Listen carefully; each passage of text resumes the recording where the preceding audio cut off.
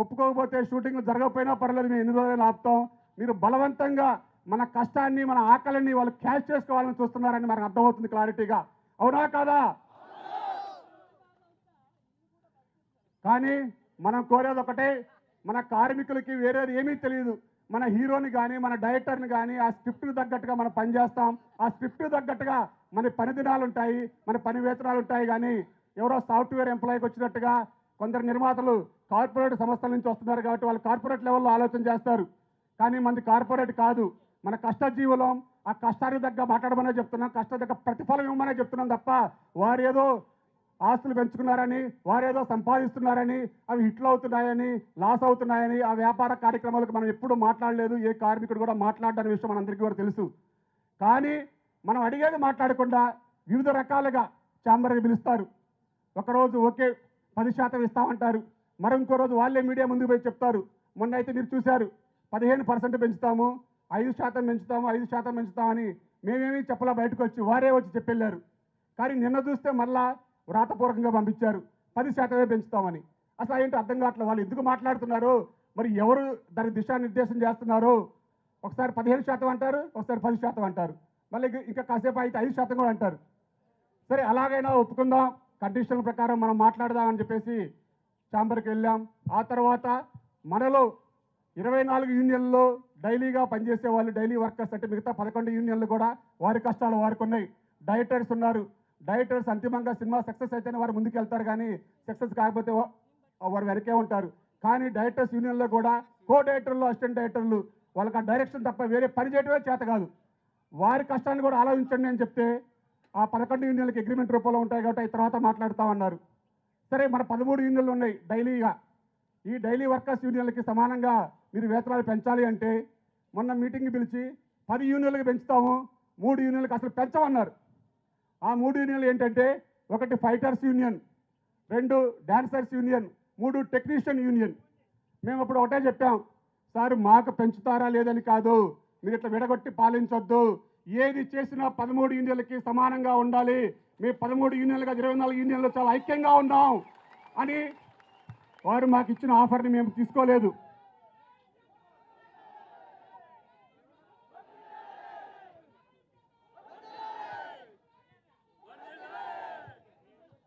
Okay, thank you.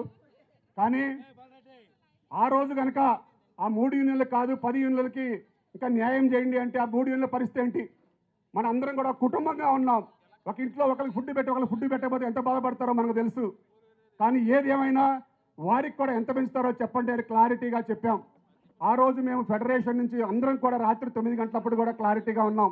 Sir, మీ కండిషన్లు ఆమోదయోగ్యమన్నీ ఒప్పుకుంటాం, ఆమోదయోగ్యంగా లేనివి ఏమైనా ఉంటే మీరు జనరల్ బాడీలు పెట్టి మేము సభ్యులందరినీ ఒప్పించి మేము మీకు చెప్పడానికి మీరు మా కార్మికులు ఏం బెనిఫిట్ ఇస్తారో చెప్పండి, ఆ బెనిఫిట్ కనుక ఆమోదయోగ్యంగా ఉంటే మేము ఒప్పుకుంటా అని చెప్పాం.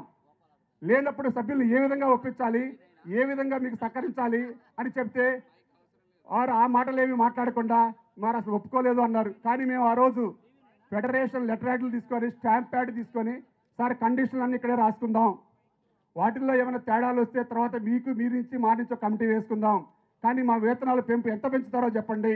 మేము 30% అడిగిన మాట వాస్తవం, సింగిల్గా 30% మళ్ళా 3 సంవత్సరాలకు అడిగాం. సరే కాదు అన్నారు. మీరు ఎలా పెంచుతారో ఇప్పుడు చెప్తే మేము రేపటి నుంచి విధులకు హాజరు కావడానికి సిద్ధంగా ఉన్నాం, కానీ మీరే కాలయాపన చేస్తున్నారు. కానీ మీడియాకి వెళ్ళి, పెద్దల దగ్గరికి వెళ్ళి, ప్రభుత్వ అధికారుల దగ్గరికి వెళ్ళి ఏదో సడన్గా మనం షూటింగ్ ఆపినట్టు, అసలు రాత్రి మనం ఆగస్టు 1 ఎటువంటి నోటీసులు ఇవ్వకుండా, ఎటువంటి సమాచారం లేకుండా మన షూటింగ్లు ఆపామనే నిందలు మన మీద వేస్తూ ఉన్నారు. కానీ అది కానే కాదు, దాన్ని పూర్తిగా ఖండిస్తున్నాం. ఎందుకంటే గతంలో కూడా మాకు తెలుసు కాబట్టి, లేబర్ చట్టాలు ఎలా ఒక లీగల్గా ఎలా ఉండాలో తెలుసు కాబట్టి క్లారిటీగా వారికి 4 నోటీసులు రాసిన తర్వాత మాత్రమే మేము షూటింగ్లకి విధులకు హాజరు కామని చెప్పాం. ఈరోజు కూడా 13 షూటింగ్లు జరుగుతున్నాయి పర్మిషన్ తీసుకొని.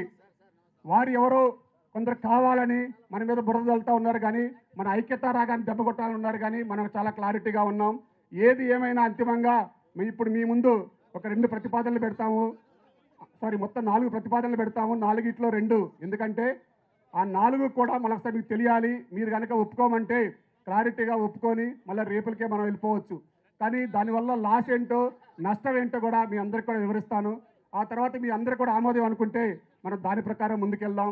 ఆ 4 వివరించే ముందు మన తరపున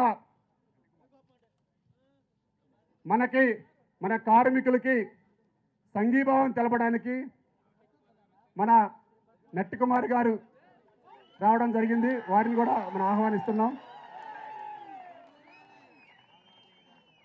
నట్టి కుమార్ గారిని కూడా మన కార్మికులకి అండగా ఉంటానని మాట ఇచ్చారు.